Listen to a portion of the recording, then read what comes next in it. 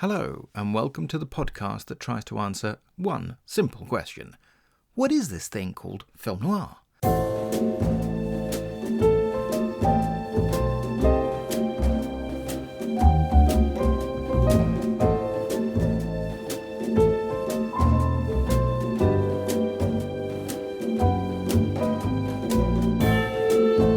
I'm your host, Sergio Angelini, and welcome to Tipping My Fedora, where we discuss movies, books, TV, radio, and much more besides, all from the darker side of the street.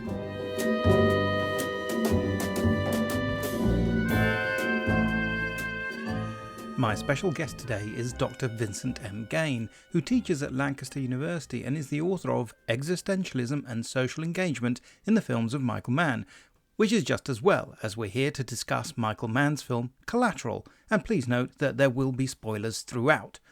The locus of Vincent's research is the intersection of globalization, liminality, and identity politics in media. He has published on contemporary film genres, cycles, and franchises, including superhero cinema, conspiracy thrillers, and James Bond, as well as contemporary auteurs including James Cameron, Catherine Bigelow, and Christopher Nolan. His current research concerns nostalgic espionage, liminal superheroes, and the social anthropological representation of Boston in media. Vincent is also a podcaster, with a monthly podcast called Invasion of the Poddy People, and he is also a regular guest on Not Just for Kids, The Uncut Network, and There Will Be Only One. He contributes film reviews to The Geek Show and The Critical Movie Critics. He will happily talk about films until the cows come home. But until that happens, listen to us chat about Michael Mann's movie from 2004.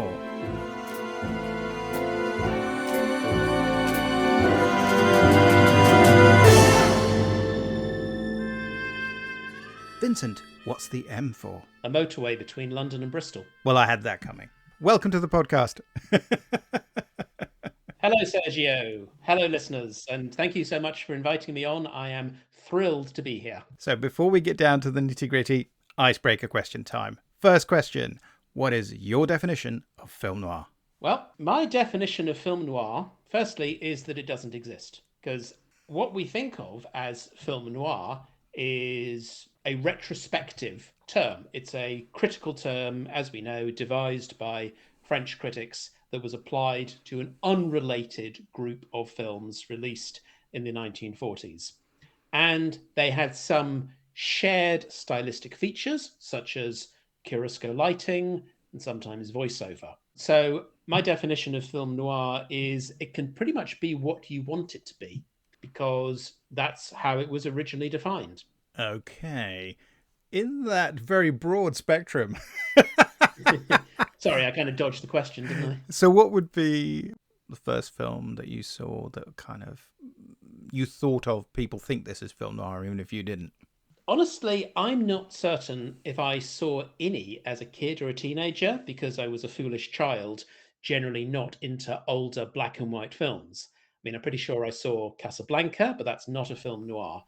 Therefore, the earliest I can remember seeing that I knew that's what it was came shamefully late. And this was during a module that I took as an undergraduate on film noir.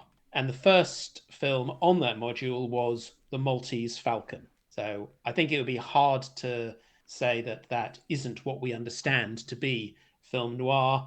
It is a 1941 detective film adaptation of a hard-boiled novel by Dashiell Hammett. Thank you, Dashiell Hammett. I thought, yes, okay, good, thank you. I'm glad you're here. Vincent, can you tell us a little bit about your background and your current research? I am a senior teaching associate in media at the University of Lancaster. You can find me in the School of Arts in the Media and Film unit. I mean, if you come and find me there, I'll consider that slightly stalkery. So maybe you just want to look me up online. I am a film researcher. I would summarize my research as being focused on GLIPOS. Yeah, I have an acronym. The intersection of globalization, liminality, and identity politics on screen. I look at film and television, and I I argue that, look at that. There's an interesting aspect of globalization. Ooh, isn't that a liminal figure or space? And what is this doing with the identity politics? My main focus is on contemporary Hollywood. I am very much a scholar of what's going on now, which, of course, inevitably means also looking at what's happened previously. I have published extensively on modern auteurs, Hollywood auteurs, if that's not too much of a contradiction. So filmmakers such as James Cameron, Catherine Bigelow, Christopher Nolan, and most significantly for our purposes today, Michael Mann. I wrote my PhD on Michael Mann, and I subsequently published a book, Existentialism and Social Engagement in the Films of Michael Mann. I've also published a book chapter on post-feminist masculinity in Heat, Philosophical Responsibility in The Last of the Mohicans, and on today's film of discussion, I published an article on Collateral as digital noir. Well, that's a perfect tee into that. Thank you very much. So, okay, let's talk about Collateral, which is a fascinating movie, now 21 years old. Yes, just to be sure, I've got 5 stops to make on this, and then I've got to catch a flight. So, you hang with me. I'll stick around. Sure. Yeah. Let's make sure we get to that 5th one together. Before we even discuss what Collateral is, when did you first see the film? I first saw Collateral at a cinema, funny enough, in Denver, Colorado. And I saw it there in September 2004, which was the year of the film's release. I was visiting a lady friend in Denver, and we went to see it together. I subsequently saw it another 3 times in the cinema because this was a couple of years into my PhD. And since I had started the PhD, Collateral was the first Mann film to be released since I started. And I made a point, therefore, of seeing it in the cinema as much as I could. And it became a great addition to my research, especially because of where it comes in Mann's career. Because prior to Collateral, Mann had done a couple of historical drama films, because he'd made The Insider in 1999 and Ali in 2001. So as a filmmaker who kind of made his name very much in the crime genre with films like Heat, Manhunter, and Thief, Collateral seemed something of a return to that genre. So it was a very interesting point in his career, I think, and of course in my own. So before we truly dive in, for those listeners who perhaps haven't seen it yet, in which case, by the way, we're going to be spoiling the hell out of it, so you really should go watch it and to come right back. You've had your warning. How about a quick plot synopsis for those people who need to be reminded? What's it all about, Vincent? Sure thing. Max, played by Jamie Foxx, is a Los Angeles taxi driver. He unwillingly transports Vincent, played by Tom Cruise, a hitman, around LA as Vincent dispatches his targets. Along the way, they encounter Mexican drug cartels, a jazz musician, the LAPD, and the FBI, and as well as an assistant district attorney. And they have all manner of existential discussions in the post-human wasteland of transience and disconnection that is Los Angeles. And it's a thriller too, right? Yes. There's lots of shooting. Oh, yeah. It's got shooting that is both sudden and shocking and exhilarating. The main aspect of the film that I think from a genre standpoint that comes out from the noir side of it is this idea of the professional killer suffering with some sort of existential crisis. An assassin with ennui. And obviously a lot of them tend to come from France. Jean-Pierre Melville's Le Samurai is sort of the classic one, but there are in fact many, many others. There's Don Siegel's The Lineup, there's Murder by Contract, there's La Femme Nikita, there's all sorts of films. And then, of course, you get into, the Bourne series or the John Wick series, which have a very different kind of feel and dynamic. Do you think they're even the same genre or the same approach? And somewhere in between the two, you have Leon. Leon the Professional, yes, exactly, yes, as some might call it, which is, yes, both French and American. Indeed. I think there is a kind of specific Frenchness about some of it. All those films that start with the letter L. So, does it fall into that category? Is it an existential killer noir? It's certainly existential. Yes, this is an existential thriller. I mean, it's very explicitly at times to do with discussions around being and nothingness, if we want to get Heideggerian here. And I think the fact that we're dealing with this, one of our protagonists or antagonist, anti-hero, is an assassin who has a particular perspective, shall we say, on the world, who seems to, I think, have very much embraced nothingness. And all he has within nothingness is being. Having said that, I don't know if I would describe Vincent in Collateral as suffering from ennui. I think he has kind of gone past that. He has moved into a state of he has embraced it. He does not see any meaning in the world, so he's simply getting out of it what he can. He is living until he dies. So if we think about some of the key tenets of existentialism, he has this anticipation of death. Jumping right to the end of the film, his own death, when it takes place, spoilers, as we've said, he accepts it. And by a similar token, he accepts the death of others, which he, of course, inflicts. I wouldn't characterize him as having ennui. I'd actually use the expression he does himself of indifference. He does what he does, and other people do what they do. What he does happens to involve killing people. He is without conscience. He is described at one point as being a smooth talking sociopath. He is a private sector assassin, but he has, it's indicated that he's previously had military experience. So whatever humanity, whatever compassion he might have had, maybe he never had it. And that's part of, I think, the genius of the film, that it suggests these things without clarifying, so we can speculate. I think it would be reductive to say he doesn't care, but he's almost gone beyond caring. He recognizes there's no point in caring. He's in nothingness, and all there is being, I think, would be the way I describe him. So he's post-ennui, really. Yeah. At this point, he's at his midlife crisis. He's on the other side, almost. In a way, do you think that the character of Max is there partly to provide a contrast? Obviously, he's a more everyman figure that we can connect to. So he's an audience identification figure to some extent, as opposed to just saying, oh, well, that person's cool or whatever, or gets to do things I don't get to do, so isn't that exciting, which is obviously a standard movie thing. But it's also something that tends to suggest that there's something in Max that Vincent is at some level interested in. So, there's a little bit, or a few molecules left of him wanting to sort of connect with the species as a whole, or at least on an individual basis. What do we think about Max as someone who is this taxi driver who seems to have aspirations, but then we find out just how long he's been working on, you tell us. I mean, he's been working on this limo business, right? Yes, it was interesting watching Collateral again now, having not seen it for quite some time, when I'm more middle-aged than when it first came out.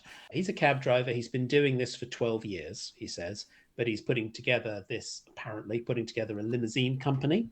And I think that makes him, yes, absolutely, he is an everyman. He is relatable. I think, you go into a particular job and you think it's going to be part-time, or at least it's temporary. You're going to go at it until something better comes along. There's a line in Friends, of all things, when Chandler says that he's been promoted at work, so he quit because that was supposed to be a temporary job after college, but he's been in it for years, because you get comfortable. And Big Al calls me into his office and tells me he wants to make me processing supervisor. That is great! Congratulations! So, I quit. Why? Why? This was supposed to be a temp job. Yeah, Chandler, you've been there for 5 years. If I took this promotion, it would be like admitting that this is what I actually do. I worked in insurance customer service for 17 years because I was trying to get into higher education. If Vincent is post-ennui, Max is pre-ennui, because he doesn't realize it, that he is stuck. He is driving around. He is rotating, much as his cab is. There's again, talking about this being a digital noir, it's almost like he's been programmed to move into this same pattern. And the reason I think of it as digital noir, which we'll talk about in more detail, is that when we get the overhead shots of LA, the way the city blocks are laid out, because it's at night and the lights are showing, it looks like a circuit board or a motherboard of a computer. And Max is one byte in that aspect. And I think while on the one hand we can think about it in these depersonalized ways, that itself makes it so relatable. This idea of being just a number, being just a series of zeros and ones is absolutely what makes Max relatable. And then this is the noir trope, I suppose, of this everyman who takes a trip down the dark side. I'm oddly especially reminded of the original British version of Alfred Hitchcock's The Man Who Knew Too Much. I mean, it's kind of pre-noir, really, a 1930s film, which is very much about a man who gets this information that he can't really deal with, and he is constantly being contained or belittled by his circumstances. Or another good example would be Holly Rollins in The Third Man. He's getting stuck in this world which is bigger than him, and he doesn't really understand it. And what's interesting about Max is, of course, on the one hand, he's doing exactly what he always does. He is driving his taxi around LA, but he is quite literally going to the parts of LA that he doesn't normally think about, that he doesn't engage with or confront, because he is contained. His taxi cab contains him. It's great when we're introduced to Max. He's there at the depot for the taxis, and there's all this noise going on around him. And then at the moment he gets into the cab and shuts the door, the background sounds stop. Ah, yes, there we go. He's got his own little cocoon, but it's not as secure as he thinks, as indeed our lives never are. But I love what you were saying before about the kind of grid sort of thing. It makes me think a bit like sort of Pac-Man almost, you're kind of chomping the little bits as you go along. And, what happens if you suddenly exit the maze? What happens to you after that? And that's almost where Max is. I do think the depiction of the city is a big aspect of noir. Not every noir is set in the city, but most of them are. Most of the obvious ones are, or create a contrast between the city and the wilderness, shall we say. We have the surprisingly lengthy opening section of the film where we have, again, lots of overhead shots, and it's sunshine and it's sort of, the golden light of California and what have you, which is all shot on film, shot on 35mm. And then, as it gets darker, we transition to the digital, and obviously we're going to be talking about that, but it texturally feels very different as his level of comfort increases, so the visual dynamics alter. One of the ways that I think the film certainly distinguishes itself is how it uses, in an interesting way, the depiction of the city as a place for loneliness and displacement and anxiety, and also as a place of violence. I mean, how do you think it handles that aspect of it? I do think it's impressive. Los Angeles is it's probably the most filmed city, at least in American cinema, not least because, well, there's a big film industry there, in case you hadn't heard. So there's many locations right there. Yeah, and Mann is somebody who's lived in Los Angeles most of his life and turns his camera on it in all sorts of dramatic ways. I mean, though he's only made 2 films set in LA, Heat and Collateral, less than a decade apart, and they are both, I think, central, seminal, magnificent depictions of the city, but in different ways. If Heat is very much about concrete, Collateral is about steel and glass and chrome. And it does this with, as I say, these overhead shots where the city looks like this circuit board with constant flow and delivery and reception of data. Every person seems like a byte. And Max transports, that's all he does. And then Vincent's introduction into this, he's like a worm, a computer worm, programmed, targeting, focused. But interestingly, of course, Vincent says he doesn't like LA. He doesn't like that it's so spread out and disconnected, which I think, again, is crucial, because all these various buildings we see, there's an anonymity to it. And the fact that we drive between these various different locations over the course of the film shows that, go here, go here, go here, go here. And they're not identical. So there's a distinctiveness to them, but there's also an anonymity to them. Quite often we come into an interior. We don't see people enter a building. We see them already there. So it's almost like you can flick from one spot to another. And I think the idea of it being this depersonalizing environment is emphasized throughout. And of course, an aspect of that involves the suddenness of the violence, that you can have somebody like Vincent who comes in, dispatches, bang, and then moves on somewhere else. And this again comes back to the existential side of things, there's a randomness to it. There's no good reason, no bad reason to live or die in that respect. And I think it's crucial that this is this urban environment, this 21st century urban environment. You could make Collateral today, and I don't think it would be vastly different, except the technology would be even more apparent, I think, now. I am unsure about one aspect of all of this, and I was really wanted to get your opinion on this, because I just kept watching it, and the first time I saw it, I thought, surely this film should be set in New York.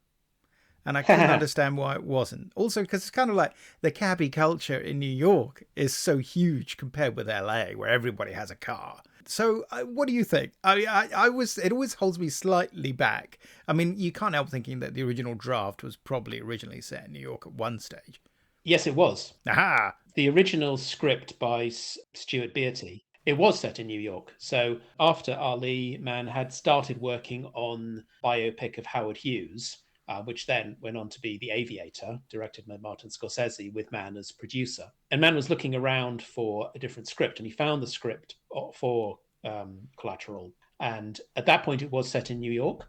But Mann, even though Beattie still gets sole screenwriter credit, in interviews, Mann has said that he did sort of rework the script extensively.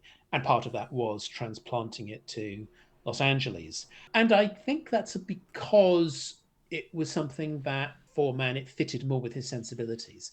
Because if there's one... Now, okay, I visited Los Angeles, I visited New York, but obviously that was very brief. I was there as a tourist. And if there's one key difference between them, New York's a city of community, of communities. Los Angeles is a city of anonymity, of disconnection.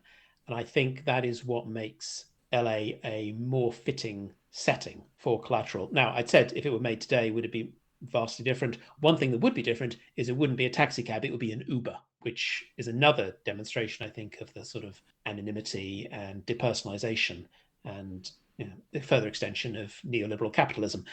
Obviously, there are taxi cabs in Los Angeles, but I think by setting it in around taxis rather than around personal cars in a city of 10 million people where everyone's got a car, it does give it that sense of outsiderdom, of disconnection, because Vincent comes into LA and it's said that he's going to be leaving again the following morning. So I think it's all about being that outsider. And even though Max is clearly a part of the city by virtue of being in this car, but a car that is simultaneously a private space and a public space. So it's an interesting tension in that regard. It would be easy to imagine the film in New York, and I believe that when the casting was going around, some of the names suggested for the part of Max, one name was Adam Sandler, but as a joke at least, someone did suggest Robert De Niro. And I expect everyone else, Mann included, was like, really? Come on.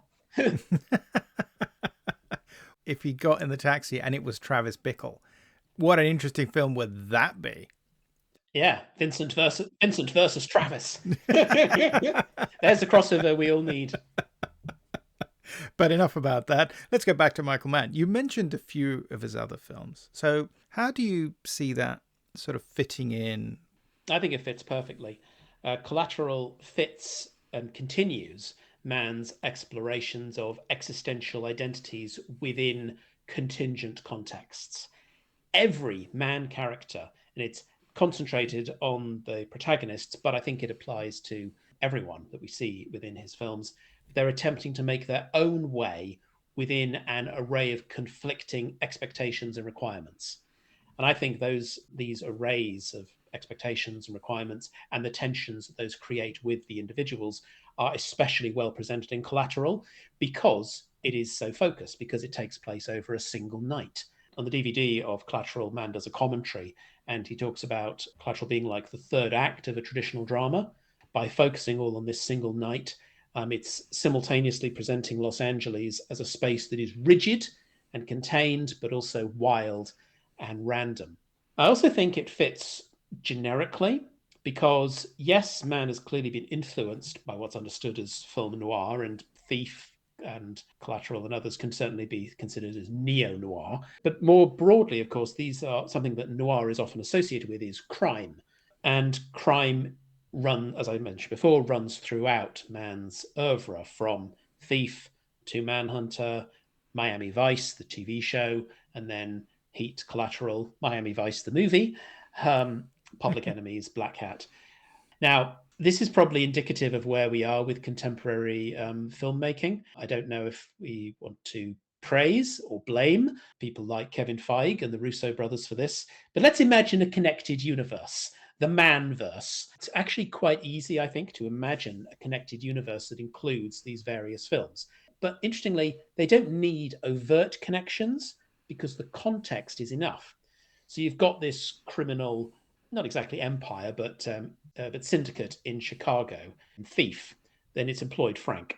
And it could have also employed Neil McCauley, De Niro from Heat. There's a novel sequel to Heat, Heat 2, 1988 to 2002, which I have read, and it mentions in that McCauley is in Chicago prior to the events of Heat in Los Angeles. It's also mentioned that Vincent Hanna, Pacino in Heat, previously worked in the Chicago Police Department. So it's easy to see that kind of crossover there. I can also imagine, speaking of Vincent Hanna, Detective Fanning in Collateral, played by Mark Ruffalo, I can imagine that he would know about Vincent Hanna. Then you've also got these contraband drug networks in Collateral that could very well overlap with those in Miami Vice, and the hiring of the sort of private, the high tech or the private security forces that get hired that Vincent is part of. I can also see those being the kind of mercenaries that crop up in Black Hat. And beneath all of these is both the criminal networks and the crime movies that were established, because the criminal networks in the United States were very much established in the 1920s by Prohibition. And while the product over the decades has changed, those networks were sort of the foundation of that. And then you have the crime films, the gangster films of the 1930s, which helped to establish this genre. And one of those key figures, of course, is John Dillinger, the protagonist of Public Enemies, because Public Enemies is a crime film partially about the relationship between criminals and crime films. So Public Enemies works as kind of a founding myth, I think, a foundational myth for Mann's other work, just as his earliest set film, The Last of the Mohicans, works as a founding myth for America. So the Manverse is one that is, I think, thematically, if not narratively, connected. Well, the Manverse idea, which is great. I mean, you said that, and of course, it made me think of David Thompson's Suspects. Have you read that? No, I don't think so. The entire novel is based on characters from films and drawing this idea of a grand narrative in which characters like George Bailey from It's a Wonderful Life are connected to J.J. Gittes from Chinatown and so on and so forth. And it gives it a kind of grand narrative, and it sort of pays off at the end, because you start off with one James Stewart character and you end up with another James Stewart character at the end. It doesn't all work, because a lot of it feels like you're just sort of creating backstories for the fictional characters. But, it's like Laura from Laura turns up, these sorts of things. It's really worth a read, but it's sort of, it's very much trying to do what you're discussing there, this idea of a kind of intermingling within a set fictional universe where really they can all somehow talk to each other at some level. I guess the closest actual example of that would be the moment in Steven Soderbergh's Out of Sight, when Michael Keaton turns up playing the same character that he did in Jackie Brown. That would be the most overt example of something like that. Man, you were going to drive me around tonight and never be the wiser, but we're into plan B. Now, we got to make the best of it. Improvise, adapt to the environment. Whatever, man, we got to roll with it. You just met him once and you kill him like that? What, I should only kill people after I get to know them? I'm not up for this. What are you gonna do about it? So, Tale of Two Vincents. Tell us about Vincent. Vincent, tell us about, does he unleash monsters from Max's id? What's Vincent? Who is Vincent? Well, Vincent is a force bereft of conscience or consideration, and by his own words, indifferent. Contrast that with Max, who is in this rut, in this spiral, unconsciously perhaps looking for a way out. To have these two come together raises so many lovely questions, I think. So many brilliant tensions get brought out. Vincent is, as we say, we only get these snippets of him. It's worth noting, of course, that that's what we see. But I describe the film as being textured because I can get a sense that there is more that we don't see, but we can sort of feel it. And that's because what Michael Mann does is he creates these very detailed character dossiers that actors then have to engage with, like where are they, what sort of place did they grow up in, and what was their, in the case of something like Vincent, what was his military service. So for the actors and the directors, that is all there. They are informed by that. We don't know it. All we get are possibilities. So as I said before, we can sort of speculate on what Vincent may have been previously. He tells a story at one point about he never knew his mother and his father beat him up and then died of liver disease. Is that true? Yeah. Here's a fitting perhaps comparison. Is Vincent perhaps a bit like the Joker in The Dark Knight? Maybe he tells a story like that to every cabbie who drives him around, because this is his MO. There's a different version of Collateral in which Vincent is successful in his mission, which he clearly has been previously. He's been able to, he gets these cabbies, they drive him around, and at the end he kills them and uses them as his fall guy. But I think what's interesting about the clash with Max is that Max has the anonymity of driving a cab, and therefore is somebody that Vincent can use as a fall guy. And you mentioned before this sense of some molecules of humanity remaining in Vincent that create this weird bond between them. I love the point when Vincent stands up for Max when his boss is threatening him. Still there? I'm talking to you. Back. He's not paying you a damn thing. Who the hell is this? Albert Ricardo, Assistant U.S. Attorney, a passenger in this cab, and I'm reporting you to the DMV. Well, let's not get excited. Not get excited? How am I supposed to not get excited? Listen to you try to extort a working man. You know goddamn well your collision policy and general liability umbrella will cover the damages. Now what are you trying to pull, you sarcastic prick? Look, I was just trying to... Tell it to him. Don't tell him he's an asshole. Go ahead. You're an asshole. And there's this moment after he's done that. He gives Max this odd look. And it's almost like, I don't really know what I'm thinking here. And I don't really know why I did that. Maybe it's a frustration at Max allowing himself to be pushed around, and he doesn't like that pushing around. He wants people to stand up for themselves, to adopt the kind of force that he has, to just make things, take some control of your life. And we can go into ideas here of, toxic masculinity, of like, yes, I must take control. I mentioned the man verse. So let's not go into questions of the manosphere here, because I think Vincent is a lot more interesting than that. Max's anonymity almost works too well, because actually during that scene when Vincent helps Max out with his boss, there is a point where Vincent feeds Max some lines. Tell your boss he's an asshole and you're going to shove this cab up his ass. Max takes on aspects of Vincent's persona. So most obviously at the club El Rodeo, when Max goes in to meet with Felix, the representative of the drug cartels, played by Javier Bardem, Max has to play Vincent, as it were, says, yeah, I'm Vincent. And then he adopts some of Vincent's mannerisms. He used some of his words like, hey, Darwin, I Ching, shit happens, got to roll with it. And comes across being as vicious and dangerous as Vincent, even though he isn't. And then a moment later on, when after Max has crashed the cab, Vincent's run off, a cop comes, he's arresting Max, and then Max sort of turns the tables on the cop, and he uses the line, when did this become a negotiation? And earlier, Vincent said, when was any of this negotiable? So that's, I think, interesting as well. Max was the unexpected, was the spanner in the works for Vincent, precisely because he took on Vincent's capabilities too well. Perhaps, other cabbies that Vincent could have picked up could have picked up Vincent more accurately, would have just gone along with it, maybe because they were less, less experienced as cabbies and had more personality of their own, and therefore would be less able to take on more of Vincent's. Does Vincent bring out a certain aspect of Max? I feel it's almost like he projects a part of himself onto Max. Mann has described in his commentary that he sees a sort of odd sibling relationship between them in terms of that. So Vincent has always encouraged Max too much. And of course, we can also read it very much in racial terms because, of course, Vincent is white, Max is black.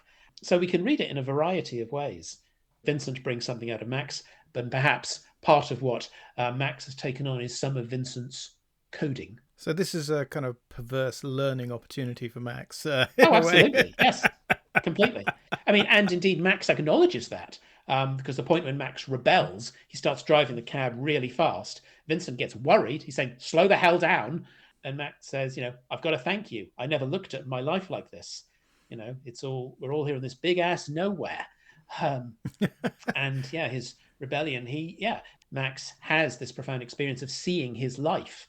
He has this moment of realization of like, this is your life. This is your existence. It's to get Fight Clubby here. This is your life and it's ending 1 minute at a time. Yeah, in the end, Max takes the lessons of Vincent too well for Vincent's own good. First by crashing the cab and then by shooting Vincent and of course rushing to save Annie. And the film's arguably very generic, but also quite interesting finale. I mean, there is a strong traditional streak in terms of narratives within Mann anyway. I tend to feel, I think quite often it's the treatment that brings out the originality. It's a very episodic film, of course. You go from, as it were, one set piece murder to another with, you could argue, the important stuff happening in the rides in between, of course, because that's where the character stuff happens. But that's not always the case anyway. But I've always found that very intriguing, and I do like that as part of his work. And I was, with the exception of, maybe The Keep, which is also probably the film of his that I'm the least familiar with. I think I've seen it once, and it was a very long time ago. I know there's a brand new All Singing, All Dancing Blu-ray due out in September, at least from Australia, because apparently the American one sold out before it even went on sale. So kind of, did you get one? Not yet, but there's also a documentary on the way about the making of The Keep. What, is it a completely separate, independent thing? Yeah, to which I contributed. Wow, when's that out? Again, later this year. I don't know if my bit is included or if I'm on the cutting room floor. But yeah, it's something that's been in production for a long time, but it is finally on its way. Available in Australia, and yes, again, limited edition, so very expensive. Right, yes. Shame that. But what are you going to do? Yes. But going back to this a minute, I wanted to ask you, this is a real spoiler thing, so apologies in advance. But we have already spoiled the entire narrative anyway, so what the hell. The Mark Ruffalo character. I think, obviously, another Marvel actor, and you can compare his performance with that of previous two other Hulks, and he's clearly the best one, I think, in my view. So I really like him. I think he's a fantastic actor. Gives a really interesting performance in this, because it has to be very quickly sketched in. So I'm sure that he had a very long character profile, courtesy of Mann. But I'm very curious about what you think about his role as the detective, as Fanning, because he's there with Peter Berg, who also terrific director in his own way. They have this it's this odd moment when you shift from this very claustrophobic, enclosed environment within the very narrow confines of what's happening within that cab, to suddenly it's okay to start cutting to a police investigation where you find out things that Max doesn't know and that maybe Vince doesn't care about, but nonetheless you create suspense for the audience, like this business about the fact that it may very well be that Vincent is this person who uses a cabbie as an ultimate fall guy, so ultimately he's going to kill Max at the end, that sort of idea. Because we only find that out because they have a conversation, the two policemen, about how they've heard about this case where, and that's it. It's all you know about it. Then you get these other scenes with other police figures. One of them was played by the great Bruce McGill. And it's interesting because I think Fanning is someone you start to care about because you see more about him than anybody else, and he's sort of figuring things out. But also he's the first one who says, no, Max isn't the killer. I wanted to ask about this because obviously it feeds into the notion you were talking about before of Max taking on that persona, because it's almost like he needs to, toughen up a bit to really survive, to really try and make something of himself, because he's been stuck in this rut, going round and round in circles, stuck inside this maze or inside this, little wheel, hamster wheel for 12 years or something, where he says he's trying to put his business plan together and get his money together, start his limo services after 12 years. It's clearly not going to happen.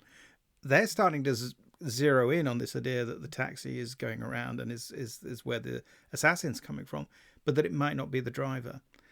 Whereas they're just going to they're going to arrest him and take him away. So I love that idea, from what you were talking about, the sense that the two characters, in some moments they merge, and in other respects, one just assumes the personality of the other, or at least particularly from Max's standpoint, for convenience, but also because it sort of says, oh, maybe there is another way to get things done. Maybe this is worthwhile, and maybe I have it within me to do that. Maybe actually I have unknown depths.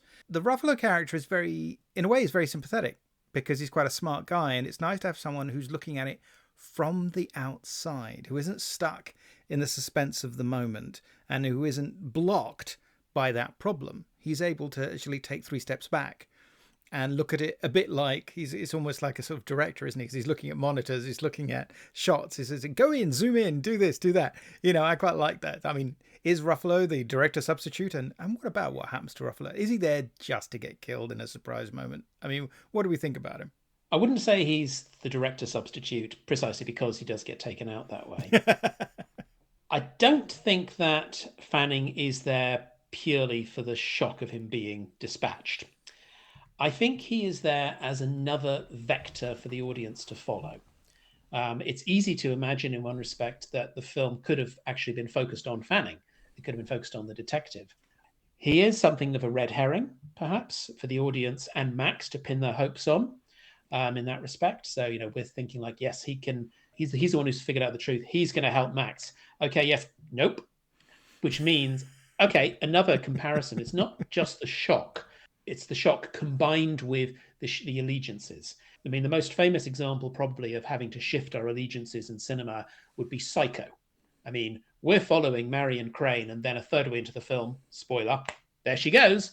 And then our allegiances perhaps shift to the character of Norman. And while obviously we are attached to Max throughout, he is, the one that we are probably rooting for. Having Fanning there gives us that as well. And perhaps because, again, Vincent is such a sort of a blank slate, there isn't a great deal to attach to in his case. Never, plus, the whole murdering thing might make people say, no, I don't like you, even though he's kind of cool. So I think that's what Fanning serves. So someone for us to root for, and therefore it gives us a sort of emotional wallop, just like it does for Max when he is killed off.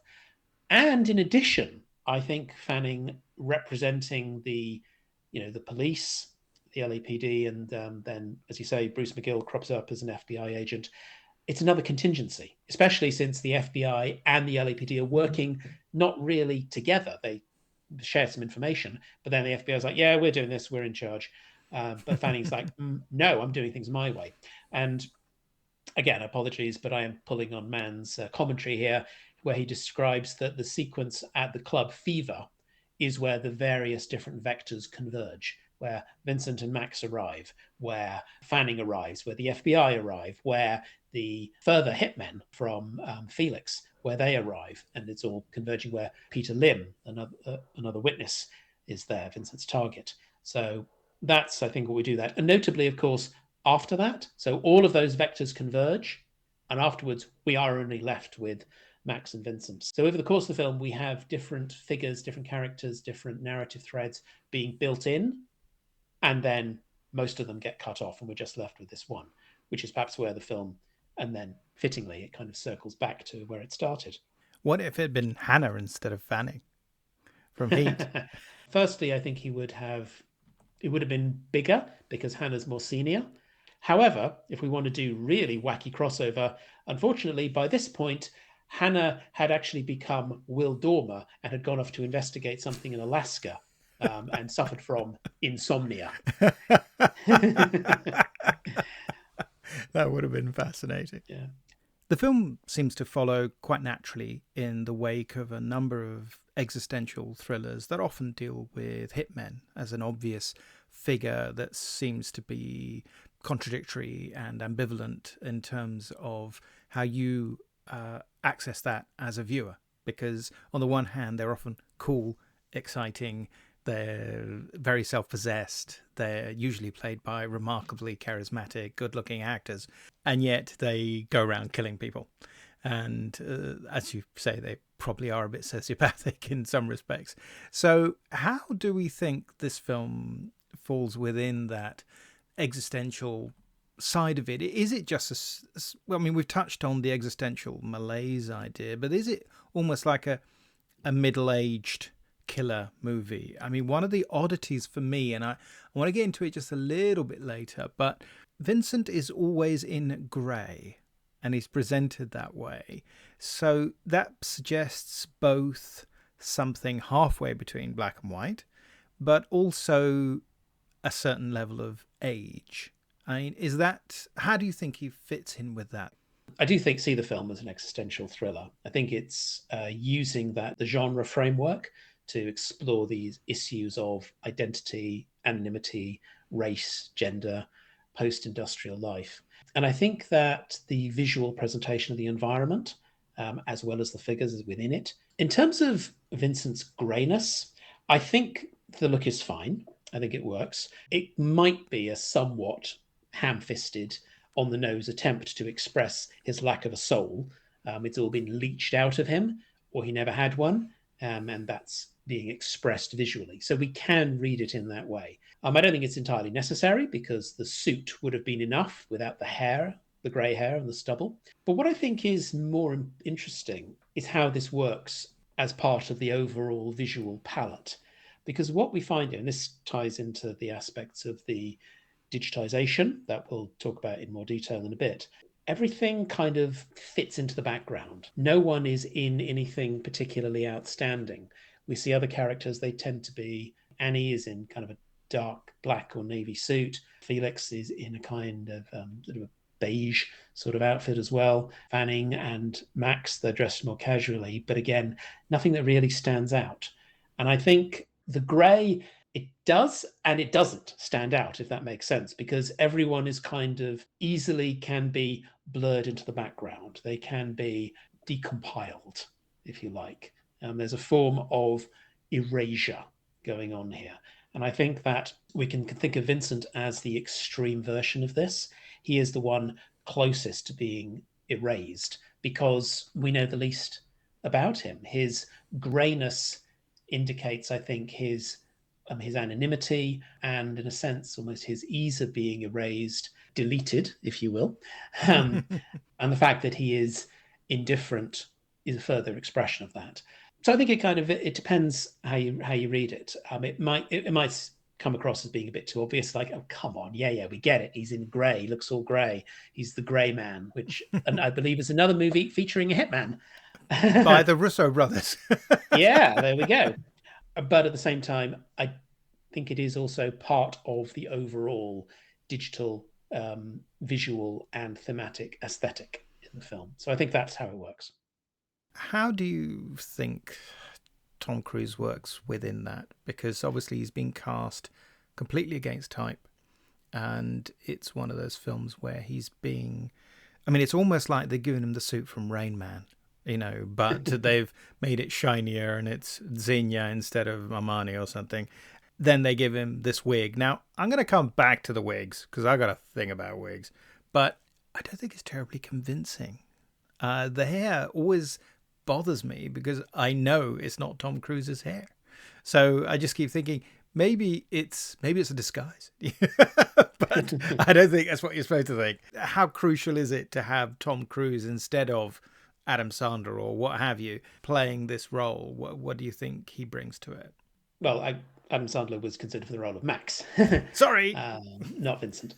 Cruise does really well. I think in two respects. Firstly, I think he does a great performance. But secondly, I think it's really useful that he's been cast against type. Now, Cruise has built a career, a very successful career. 40 years at the top of the Hollywood tree is nothing to be dismissed. And he's built that career on being charming and engaging. And he does that so well, most consistently, of course, in Mission Impossible, but more widely as well.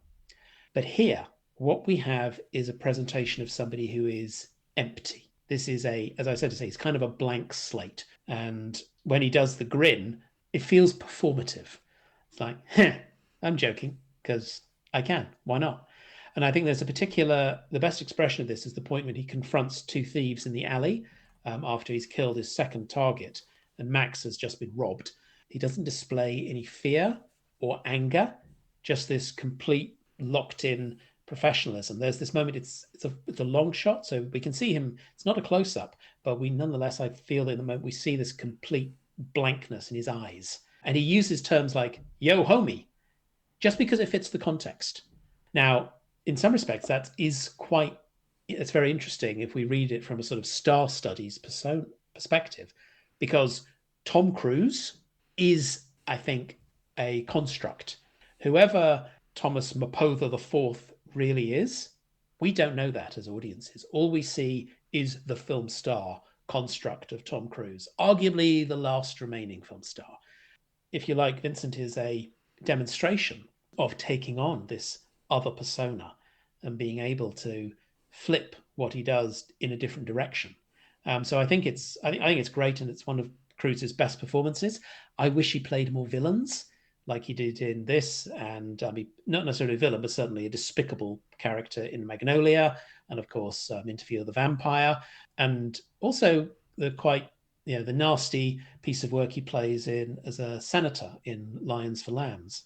Now that Cruise is perhaps finished with the action side of things, if the final reckoning was the final Mission Impossible, and he might realize, dude, you are in your mid-60s. Please stop trying to kill yourself with these stunts. Instead, I would like to see him move into a later stage of his career and play different sorts of characters and play more villains. He could easily play somebody like the character of Felix in Collateral, some drug, some gang boss who treats life in a very offhand manner. And it's also worth noting, is it a disguise? I mean, Vincent may well not be his real name, but also it's worth noting in terms of the prep for the film, what Cruise actually did is he did attempt anonymity. He played the role of a FedEx delivery man, and he was able to deliver something without being recognized. Well, because he was wearing the wig and what have you? No, he was wearing a baseball cap. And that's all it took. That's got to be humbling. Possibly sunglasses. I was going to say, it's humbling, isn't it? You put a hat and glasses on and nobody knows who you are. Yeah, especially when you are one of the most famous people in the world. Yeah, okay. So I think it works on multiple levels. So let's go digital, Vincent. Let's talk about the rise of digital. 00110011000001. And in particular, in the movies. So I guess I became aware of it in a number of different ways. But one thing that I remember noticing was on big network television shows like ER. At a certain point, they started using digital for shots at night and often for anything that involved water stunts. And it always bothered me because I could always tell. At that point, you could tell the switch from 35mm to digital. And then obviously, it became a big thing, I feel, because of George Lucas and the Star Wars prequels. I think that's probably it. And certainly there was a feeling that by the time he did Attack of the Clones, which is the second of the prequels, and which is very much a film noir inspired science fiction story. He's got a private eye, he goes to a diner, the lighting is all through sort of slatted lights and so on and so forth. It very much channeling that approach. I don't know, it totally works. You need to rewatch it. And I don't say that lightly. I like Revenge of the Sith a lot, but otherwise I tend to keep my counsel about those films. But this was shot after those films had been made. How do you position it in terms of the rise of digital in Hollywood?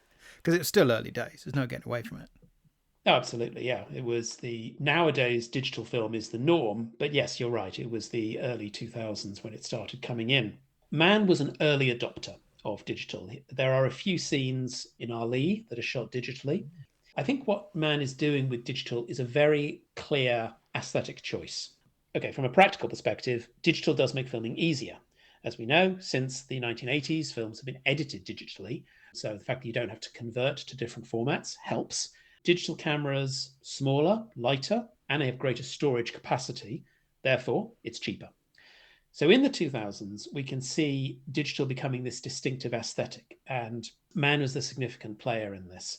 First with Collateral, then Miami Vice and Public Enemies, and interestingly, Black Hat was his first film actually shot entirely on digital. What I think digital does is it creates an aesthetic that is perhaps a further step removed. If we think about concepts of film realism is, from a photochemical perspective, it's taking this impression. It takes what was there and creates a facsimile of what was actually there. It's something real, if you like. It's literally making the impression of light upon the photosensitive material. What digital does is a step removed from that, because digital is, by its very nature, a disassembly. It disassembles what is before it and into zeros and ones, which is then reassembled. So whenever we look at something digital, we are looking at something that is not necessarily real. And I think a lot of Mann's work can be described in terms of the hyper-real, especially when we're dealing with high definition. The colors can be brighter, the outlines can be crisper. I think it's interesting in the case of Collateral, that's often not the case. It's not that it's necessarily soft focus, but there is this, as I've said before, this interesting kind of blurring of the different colors together. I remember a review in Total Film magazine described this LA as a bruise, as in all the different shades of color that are at work there. And simultaneously, you can see them, but there is this, I think, significant, not even a blur, but the transition from one shade to another. And this comes across in Vincent's outfit as well as the others. It gives an indication of how easily people can fade into the background. And it goes back to this idea of the anonymity. I think there are crisper images in Miami Vice and Public Enemies and Black Hat. In Collateral, it comes back to the noir aspect. It's the shadow. So, and what digital film allows one to do is shoot in low light levels to a far greater extent than you can with film. And the digital very much takes us into this dark heart, the dark city of Los Angeles. So I think one of the best moments is during the climax when Matt and Annie is moving through the darkened offices. And we have this shot of LA outside the window. And then Vincent's head kind of rises into it. And his head is this clear shadow, this blank space on the screen. But what's in the background, we can still see it. But there is this sense of, it's almost like the darkness is spreading across. The reason this is a digital noir is that it is blurring and compiling, deleting, fragmenting people into their environment. That's what the digital's doing. Aesthetically, it's very interesting to look at what's happening at that point in the development of digital, because I think you can definitely tell the difference between the sequences shot on 35mm, which are the 3 extended interiors, the jazz club, the dance club, and then I think the sequence with Javier Bardem. They're all shot in 35mm because they're in controlled inside environments, and there's kind of no big advantage for shooting on digital. And certainly the sequence in the jazz club, which is absolutely one of my favorite moments in the film. I think partly just because you've got Barry Shabaka Henley in it, and he's really good, and there's that whole funny thing about Miles Davis, but it's also the kind of the shifting and the tone within the sequence is quite subtle, and it's nicely handled as you realize he's not just there because he's a fan. You kind of wrong foot the audience and the character at the same time, and I think it's up until now it seemed fairly linear, and now you have what William Goldman would refer to as a reversal. So you have something unexpected happening. So it's a nice little twist, but in a horrible way. That was Miles, man. That's the way he was when he was in his musical headspace. Fierce. But did you get to talk to him? I'm better than that. No. I played for about 20 minutes. Unbelievable. How'd you do? What to do? Well, you really ain't shit when you're playing next to Miles Davis. But he carried my ass. What do you say? Said one word. Cool. Yeah. That's it. Yeah. It meant good, but not ready. It meant look me up when you are. But also it has a very different feel in terms of saturation and detail and shading. It looks different.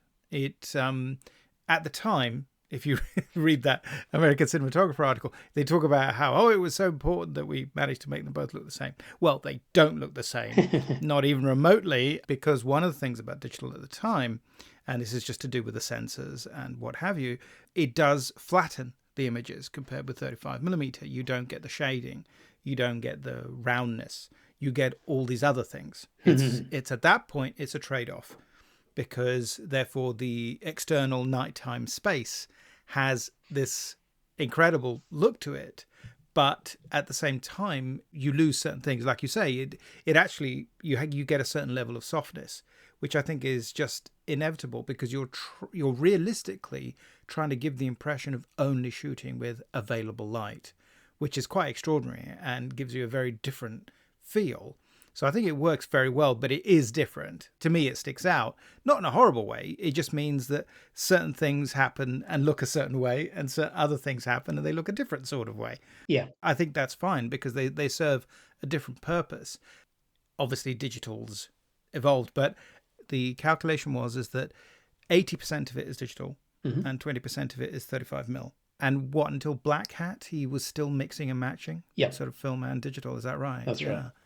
Isn't that interesting? I mean, how successful do you think that is within the confines of what was available in terms of technology in 2003, 2004? How big an impact do you think that had at the time when you first saw it?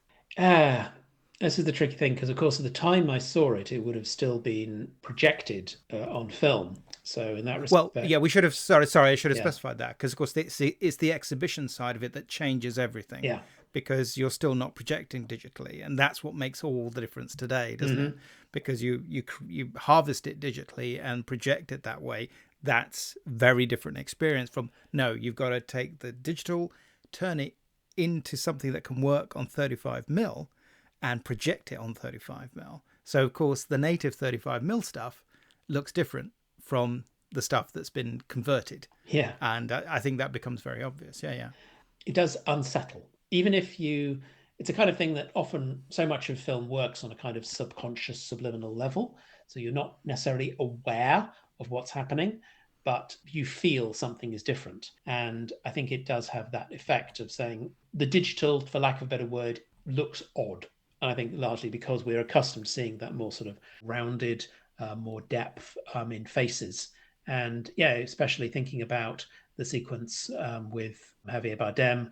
It's always worth noting Javier Bardem has a very prominent nose, and that nose in that sequence, it does, I'm not saying it sticks out, but the way it's lit is, it seems quite prominent. Whereas in the later sequence, in other sequences, when it's at night, when we're in the cab, there's softer edges. But I do think it's worth noting that looking at Mann's work as it's progressed with digital, he's developed very much this kind of fragmentary approach.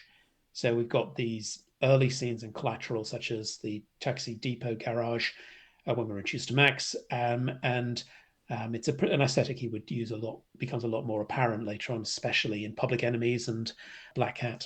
It's not exactly discontinuous editing, but it is, if you like, what David Bordwell described as intensified continuity, as things keep getting that little bit faster. And there's also weird jump cuts. There's a point after Vincent knocks Max down on a bridge. We've got a close-up of their two faces, Vincent at the top and Max at the bottom of the frame. Vincent says, let's see what else you can do. And then there's a jump cut before he moves. And initially his face, the kind of nose to nose. And then there's a cut so he is slightly higher in the frame. So I think it's part of this fragmentation, which goes back to the idea, of course, that is what digital does. It disassembles. How big an impact do you think this has had on Mann going forwards then? I mean, it seems to me that he certainly never looked back. Yeah, absolutely. I think he adopted this early on. He was doing digital before it was necessary, and he's made it his aesthetic. You have other filmmakers like Christopher Nolan, Steven Spielberg, Paul Thomas Anderson, who very much want to use film, and good for them. That's fine. Mann is somebody who uses the digital. I can understand it being very freeing, especially if you're working in this genre. If you're working in crime films, and if you're working in urban environments, if you look at Miami Vice, if you look at Public Enemies, you look at Black Hat, they predominantly take place in these urban environments, and they often have scenes at night.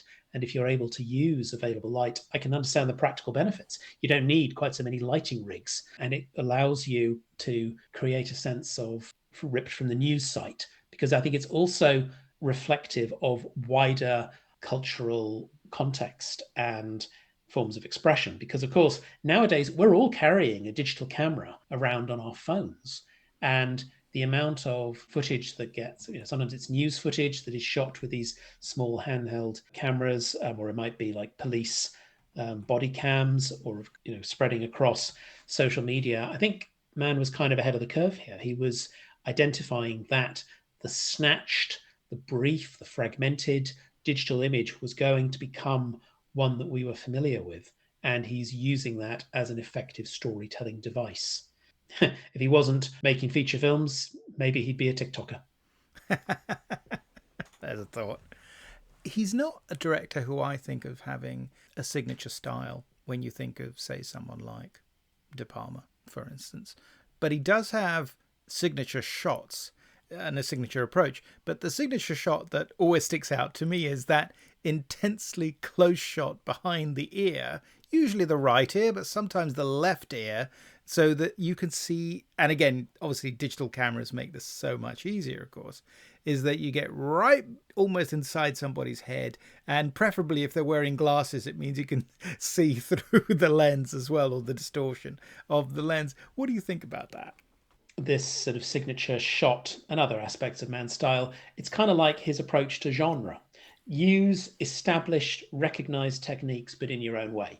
So typically, if we're sharing the perspective of a character, the camera's over the shoulder. Mann brings us closer, does it his way by placing us behind the ear. I always think of a key scene in The Insider when Russell Crowe's Jeffrey Wigand is being threatened by his former employers, and we are looking through his glasses when this is happening. And there's also some tiny lipstick, as they were called, cameras were used in Ali that were attached to the actors' heads during the boxing sequences. Now, what this does, obviously, is it brings us closer to the character. You want to feel what it's like for this person? Great, here you go. If you want to be more up close and personal, we probably have to put the camera behind their eye. Give it time. But what it also does, I think, is it provides further perspectives on the world of the film, partly through depth of field. So you can have focus pulls within that behind the ear shot. The ear could be in focus, the glasses might be in focus. What the character is seeing might be a bit more blurred, and then you can pull the focus so that it is more in focus what's far away from them, as perhaps it expresses shift in concentration. What it also does is it provides, word I've used before, texture. The texture that if something is shot from behind the ear, we can feel the texture of the world. Sometimes in terms of if we can see like the hairs on their ear, or the fabric of their clothes.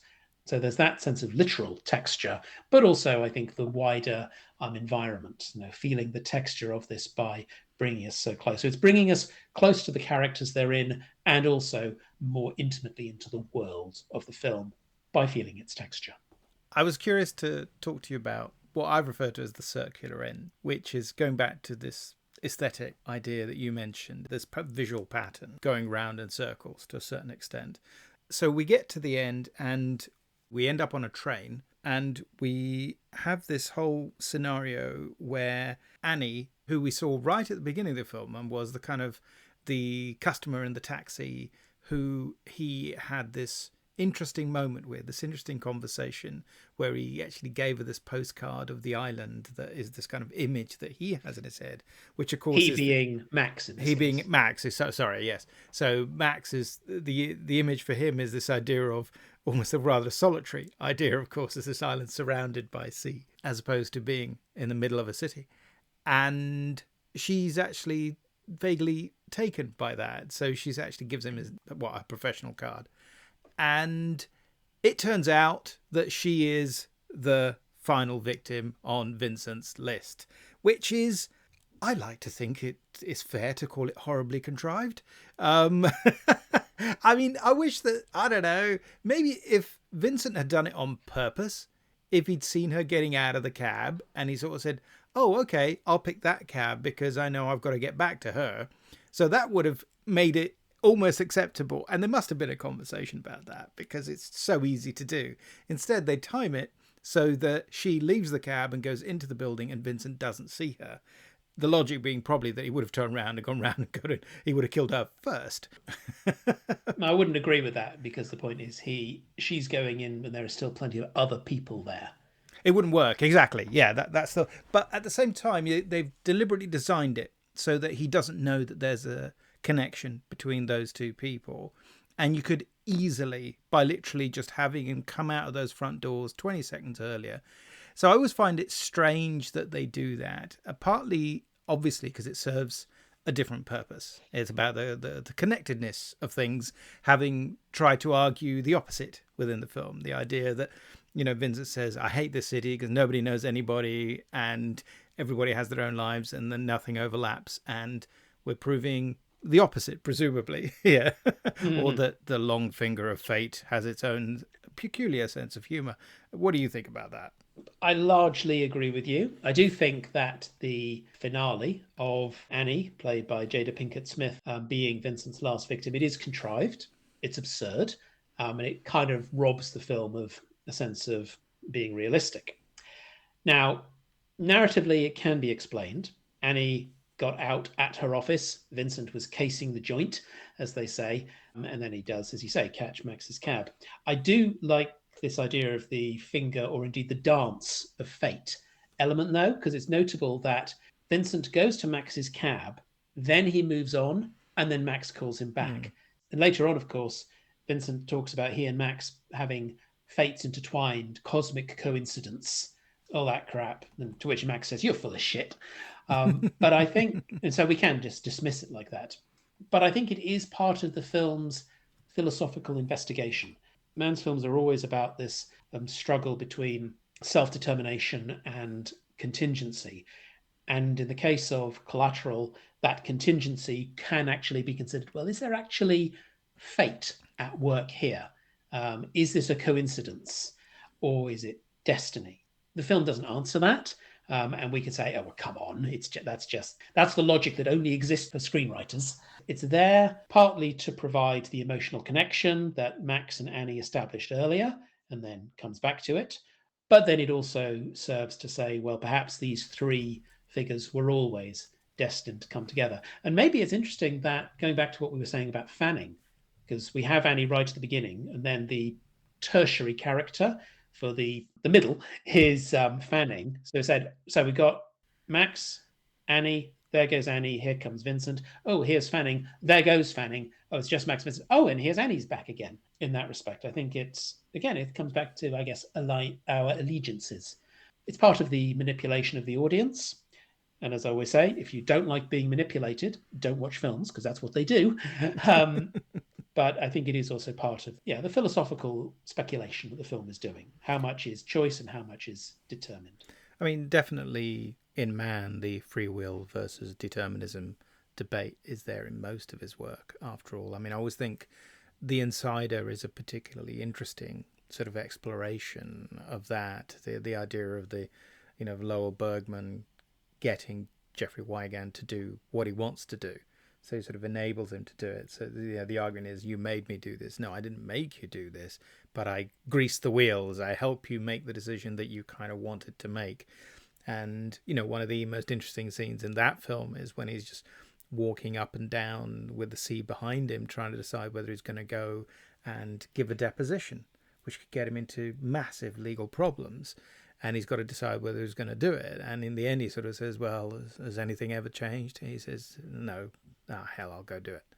And it's kind of a great moment. I mean, I do really like that film. Absolutely. I actually think The Insider is Mann's most impressive film.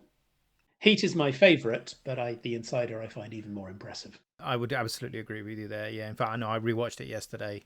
I wanted to get slightly in the zone, and I couldn't find my copy of Heat. Otherwise, I would have been watching Heat. And now that we've been face to face,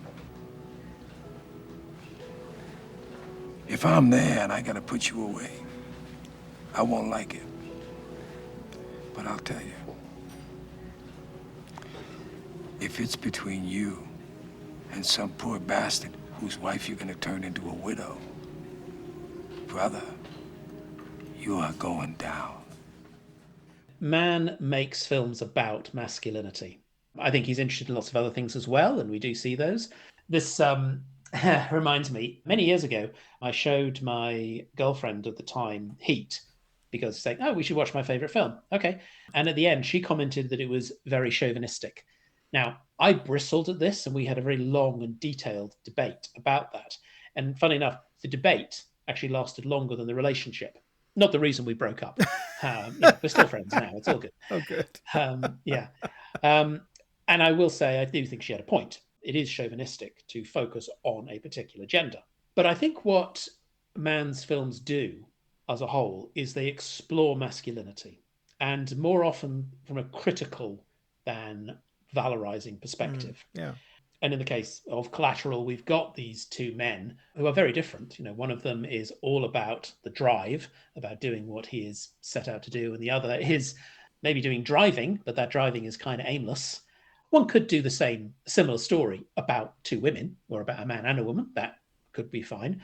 What I think is interesting about the man is very much, a recognized trope within his work. As you say, it's usually two or three, sometimes just one man, as in Thief or Manhunter, Black Hat, Ali. Those have single male protagonists. Although the women are very much on the side, they are, not the focus. I do think that, again, there's the texture that Mann creates of his cinematic worlds. I always get the sense that the women in his films do have lives. They're not what the film is about. I certainly find that the case with Heat and The Insider. And I think that in Public Enemies and Black Hat, there's a bit more balance with female characters there. And The Last of the Mohicans as well. In all of those, you do have, I think, there are significant female characters, and they do play more of a role in the drama. Now, in the case of Collateral, structurally, Annie is the damsel in distress. We can get Todorovian on the archetypes at work here. Vincent is the monster, Max is the prince, Annie is the princess who does have to be rescued from a tower. Let's not forget. I've never thought of it that way. Oh yeah, that's even better. Neither had I. It just came to me. Yeah, she's in a tower and he has to rescue her. However, I think I still think her character has enough detail to indicate there is more to her. She is not simply there to be the victim, to be the romantic interest for Max, because of the way she's introduced. The sequence between Max and Annie in his cab, we learn about her as Max does, because we are in his, I think more often than not, I'd have to check this, I think we spend more time in the front seat of that cab than the back, because we are sharing Max's perspective. She talks about her work process, being prosecutor, and she doesn't throw up before a big case. She cries. So I get the sense that if you wanted to, and Mann does this because he's got obviously a background working in television. And in television, you've got to space out your characters. You've got to give them a lot more detail. You can do that. Perhaps any Mann film could actually be remade as a TV show, and you would have the time to see the characters in more depth, in more detail. So those dossiers that Mann compiles, they work in terms of giving us as the viewer more understanding of that. And for a comparison, if we were to say with a more high-profile director, Christopher Nolan, some of his films are quite similar. I mean, The Dark Knight is very much, kind of heat with capes. But Nolan sidelines female characters to probably not deliberately, purely a matter of his focus on male characters, but they become female characters are often to the point of irrelevancy or plot device. I mean, how many Nolan films have used the dead wife device? Most of them. Yep. There's a Mann lot of doesn't do fridging. that. Yes. Oh yeah. Oh yeah. Mann doesn't do that. He doesn't make films about women, but his worlds have women in them that I think are interesting in their own right. Now, I particularly like Diane Venora in The Insider, and there, of course, he was hamstrung, by the fact that he had to fictionalize that person because she wouldn't sign a waiver.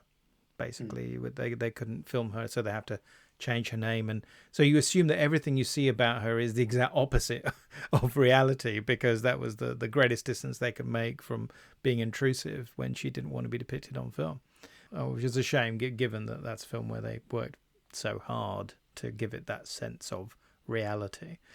Talking about reality and things not appearing entirely real, and this is a completely personal obsession, and some of those friends of ours that we have in common will laugh when they hear this, but I am not even remotely convinced by Vince's hair in the film. I feel like the wig looks like a wig, but I tend to think that about Michael Mann films anyway. I think he needs to get people to do his hair more cleverly, because Val Kilmer has got terrible wig in Heat, and this is a guy with tons of hair, so I haven't understood why he has to have this totally unconvincing haircut, but for whatever reason it doesn't look real to me at all.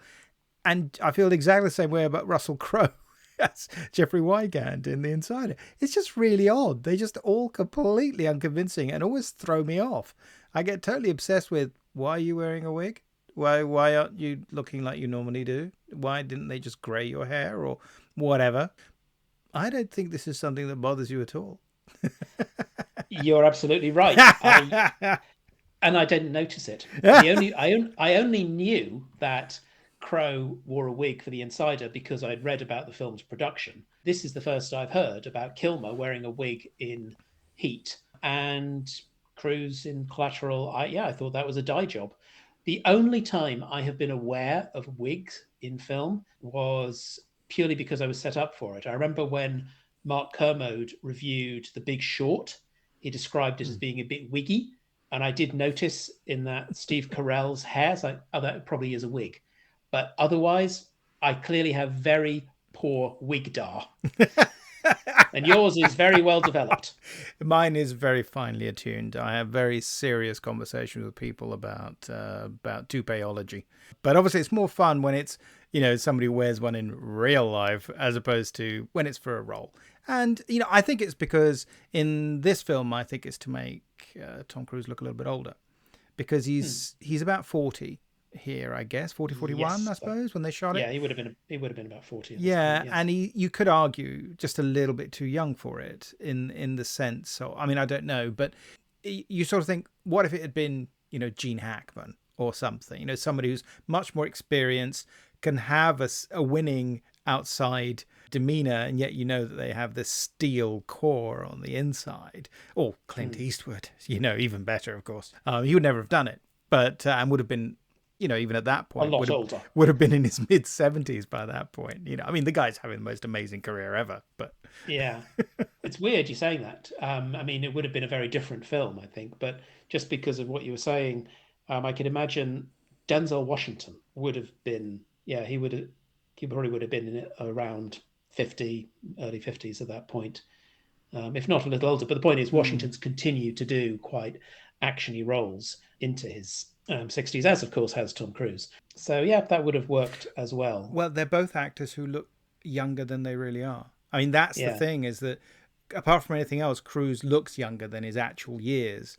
So he could easily pass for 34, 35 without the wig. That was why I assumed they did it and gave him the stubble and the grey stubble again, but beyond the whole colour coding, which we've dispensed with. But no. Russell Crowe was 35 when he played Jeffrey Wigand, who was meant to be like 55. No, that's the thing. It's to age him. It's to do the opposite. Significant. It's the same thing in both films. It's just to make these kind of hunky superstar actors, make them look sort of older and middle-aged and a bit more plausible. Obviously, in the case of Wigand, no, that's his actual age. He would have been, at the time the film took place, Wigand would have been about 53, I think. Yeah, Yeah. something like that.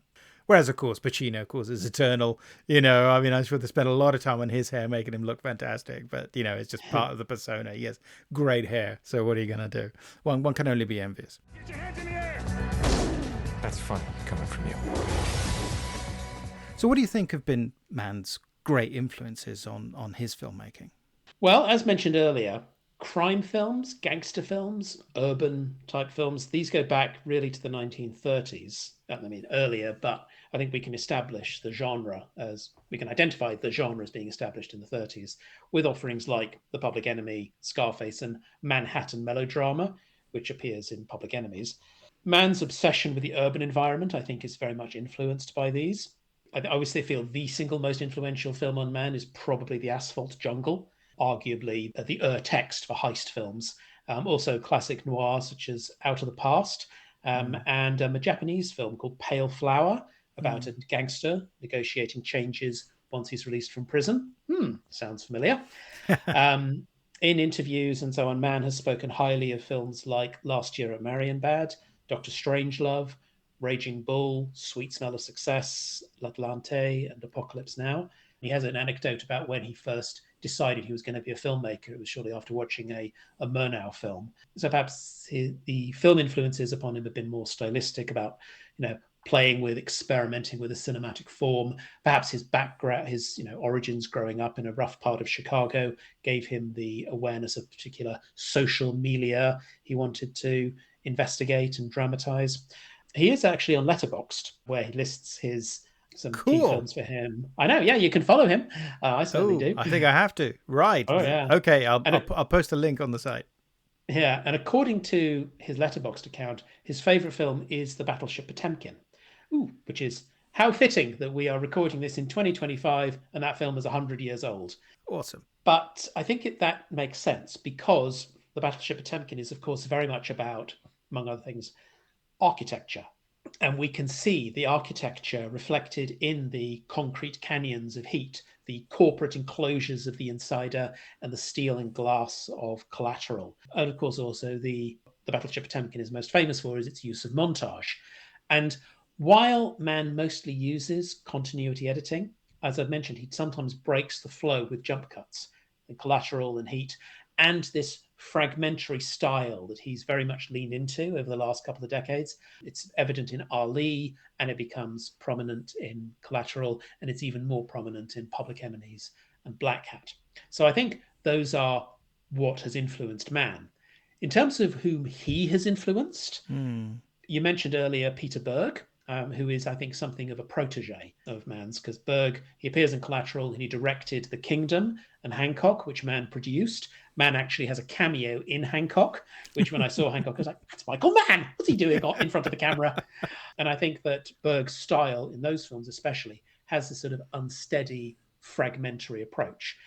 Having said that, I think Berg is less successful at delivering that than Mann is. I've mentioned Christopher Nolan before, and I think that could be that Mann might be an influence there.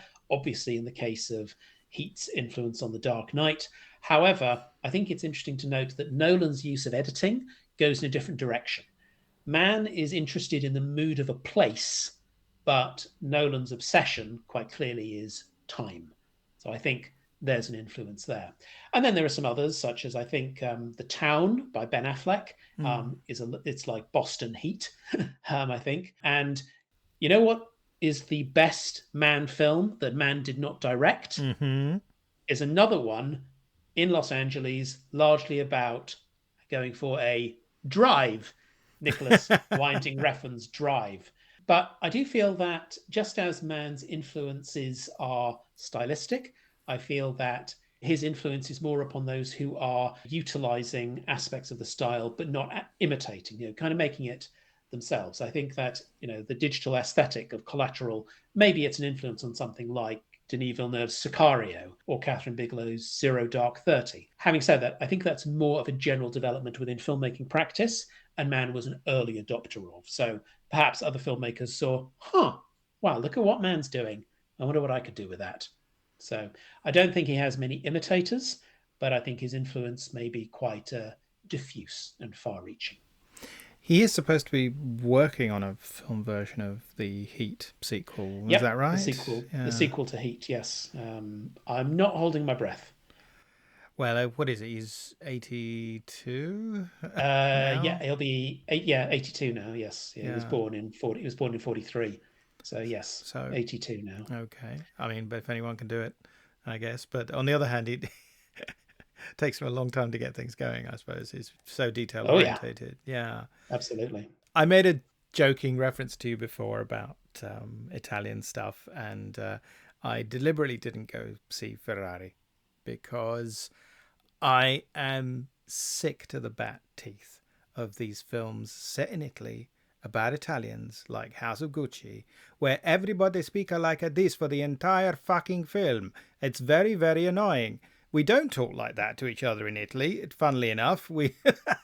And I just cannot believe that somebody as stylistically sophisticated and like Michael Mann, who, apart from else, that the fact that Tarantino even made fun of it in Inglourious Bastards and the whole language thing, but that, I mean, I don't know, I was there in 1990 when in Hunt for Red October, Sean Connery stopped speaking Russian halfway through, and all of a sudden said, okay, we're not going to speak English now because we're all speaking amongst each other. Because I could not watch an entire film where they all talk like that, and also where you have Penelope Cruz playing an Italian, where she's speaking the whole thing with a Spanish accent, which is just too irritating for words. Also, why does Adam Driver keep being cast in these films? You know, he's extremely not Italian. So I'm personally offended. Fair play. Not seriously. I'm annoyed, but, you know. I mean, when I heard that Ferrari was going to be done with actors speaking English but with Italian accents, I did somewhat roll my eyes. I was like, oh, come on. Either have them speak in their own accents, which Mann did in The Keep. All the characters in that are German, pretty much, or Romanian, but they speak English. That's fine. And there's some sound English, some sound American. Ian McKellen is doing a weird Chicago accent for whatever reason. Leaving aside very personal, silly things. Thank you so much for discussing Collateral. It's been such a pleasure. It's an interesting film, and now I feel like I understand it even more and certainly want to go see it again. So that's brilliant. So where can listeners catch up with what you're up to these days? Well, if folks want to find me, you can do so on a train circling LA. But it might be easier. You can find me at Dr. Gaine. That's DrGaine on Instagram, Letterboxd, Blue Sky, and Threads. Please check out my podcast, Invasion of the Poddy People, which can be found on the Not Just for Kids movie club feed. And that's where myself and my co-hosts, James and Russell, talk movie news, reviews, deep dives, as well as recommendations, rubbish, and swaps. You can visit The Geek Show and the Critical Movie Critics websites for my reviews, and please visit my blog, Vincent's Views, where I post links to my various publications, reviews, and podcast appearances. And we'll have all the links on the webpage as well for this podcast. But in the meantime, are there other noir-related things that you would like to suggest that we, as listeners, could go and explore? Absolutely. I mean, I've spoken a few times about Christopher Nolan. His early work is very noir influenced, especially following Memento and Insomnia, although you could call that a film blanc. But I'm going to give a particular shout out to a film I rewatched recently that is arguably the final classic film noir, and that is Touch of Evil from 1958. Great film.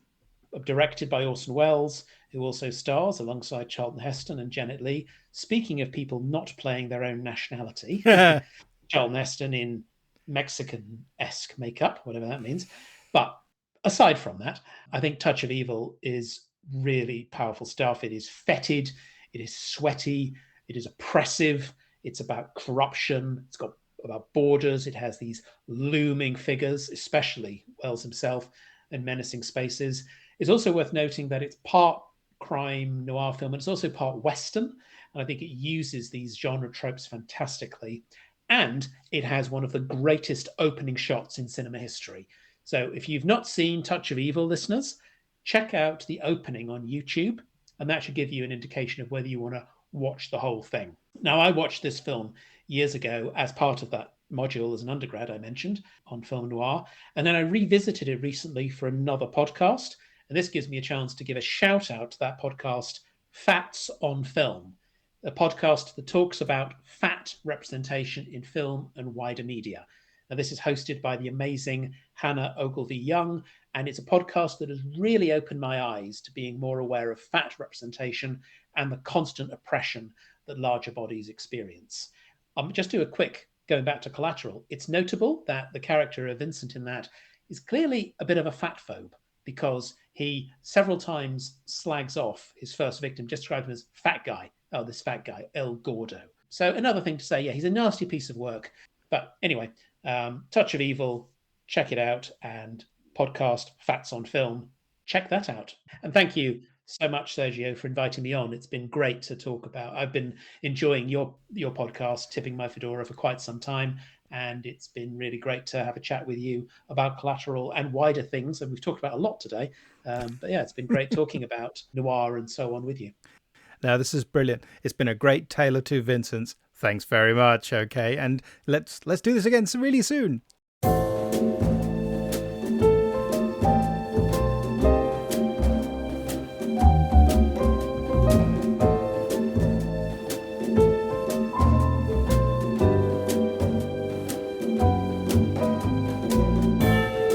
You have been listening to Tipping My Fedora, the show about all things noir. It is produced for Castiglione Publishing by me, Sergio Angelini, and our theme tune is by Petar Milinkovic, whose work is available through Tailkeeper Music. All audio clips are the copyright of their respective owners, and used under fair dealing and fair use exceptions solely for the purposes of criticism and review. Please subscribe to Tipping My Fedora wherever you get your podcast fix, and it would be great if you could leave ratings and reviews about the show at Apple Podcasts. Be seeing you.